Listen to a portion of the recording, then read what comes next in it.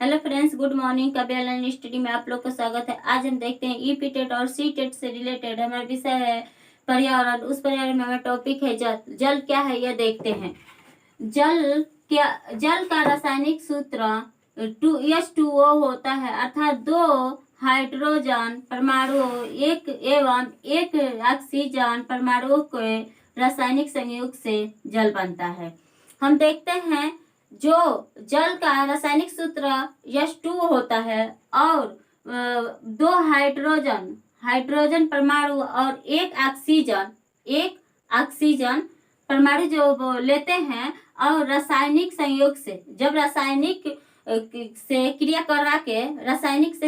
कराकर और जब संयोग करके मिलाकर और एक जल का निर्माण करते हैं। अब देखते हैं पॉइंट में जल का संरचना सूत्र।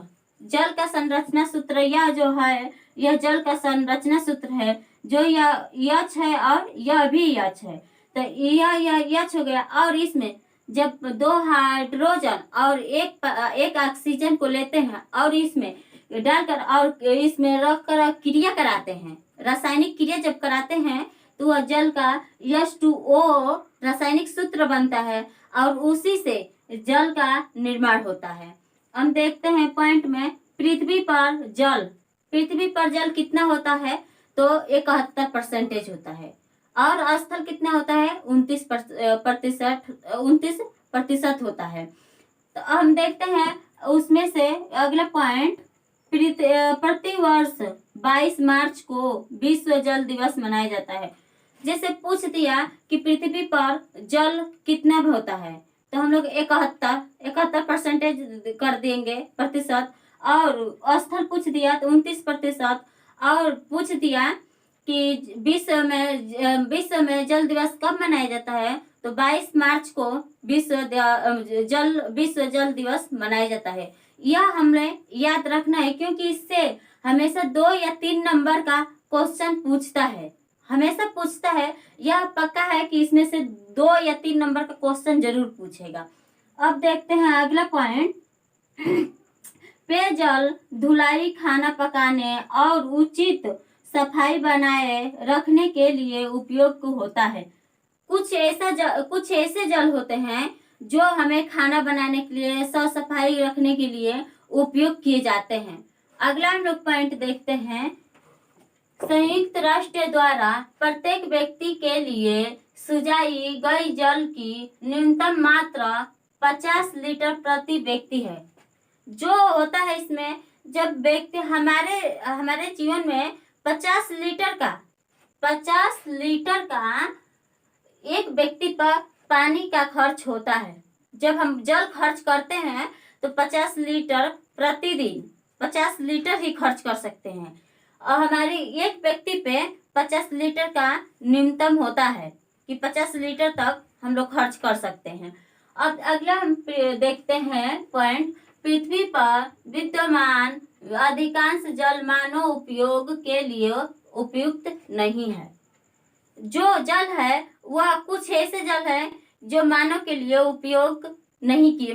जल जो है मानव जल को उपयुक्त नहीं कर सकता है। अगला पॉइंट देखते हैं, उपयोग के लिए उपयुक्त जल ऑल ओवर जल का होता है।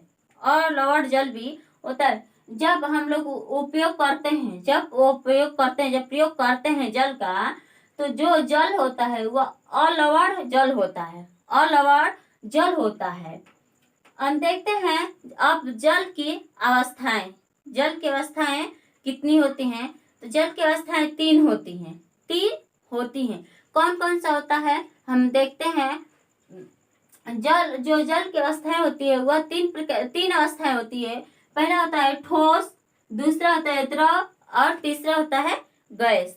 हम यह देखते हैं ठोस, द्रव और गैस को क्या कहते हैं, तो हम ठोस देखते हैं। ठोस किसे कहते हैं, तो ठोस जो है बर्फ एवं हिम के रूप में पृथ्वी के ध्रुव पर होता है। जब हम लोग पृथ्वी पर है तो जो बर्फ जो है वह एक ठोस होता है। बर्फ जो होता है ठोस होता है। यह जैसे यह मार्कर हो गया, मार्कर भी एक ठोस है, ठोस है। और लकड़ी को ले लेते हैं, लकड़ी भी एक ठोस होता है। ईंट भी हो गया, ठोस होता है। वह जो ठोस से बनता है, यह ठोस जब होता है तो ये पृथ्वी के ध्रुव पर होता है। अब देखते हैं अगला, जो द्रव, द्रव किसे कहते हैं यह हम देखते हैं।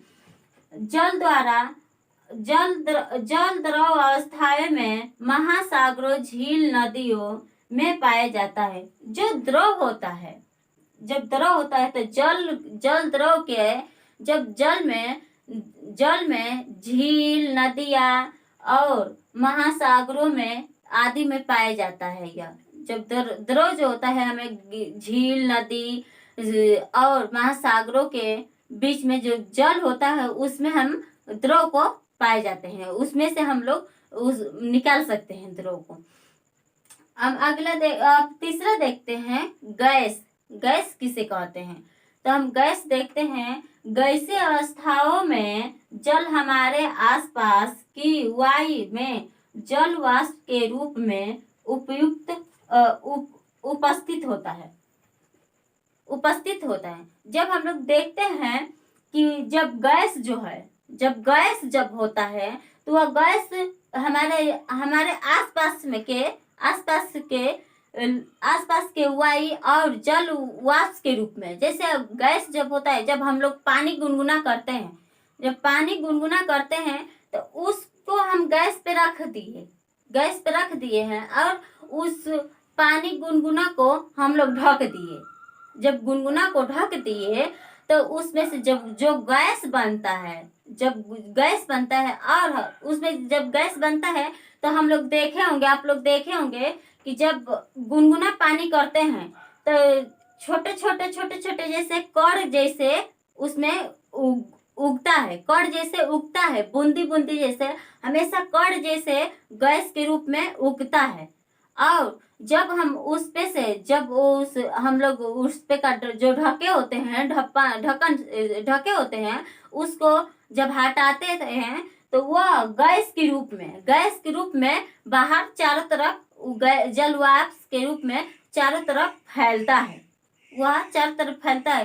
तो हम लोग हमेशा देखते हैं, हमारे घर के आसपास ही होता है, हमारे घर में भी होता है, क्योंकि कैसे हम लोग पानी गुनगुने करते हैं, चाहे कुछ भी पहले गुनगुना करते हैं, चाय बनाते हैं, तो उसमें भी पहले कण जैसा दिखता है, कण जैसे छोटे कण जैसा दिखता है कि यह लगता है कि गैस बनना होता है। उसको जब निकालते हैं तो चारों तरफ वह कण जो होता है, चारों तरफ वह जल वाष्प के रूप में चारों तरफ फैलता है। तो इसी को हम गैस कहते हैं। गैस उसी को कहते हैं जब हमारे आसपास में जो होता है और उपस्थित भी हो जाता है, क्योंकि उसको जब हम गैस को कण के रूप में उसको देखते हैं और जब उसको हटाते हैं तो वाष्प के रूप में चारों तरफ फैलता है, उसे हम गैस कहते हैं। तो हम लोग आज देख लिए गैस, ठोस, द्रव और गैस किसे कहते हैं, जल कितना होता है और उसमें जल दिवस कब मनाया जाता है, हम लोग ये देखे हैं। आज का वीडियो इतना ही, कल मिलेंगे एक नए वीडियो के साथ। यह वीडियो अच्छा लगे लाइक शेयर, इस चैनल को सब्सक्राइब करना न भूलें। धन्यवाद।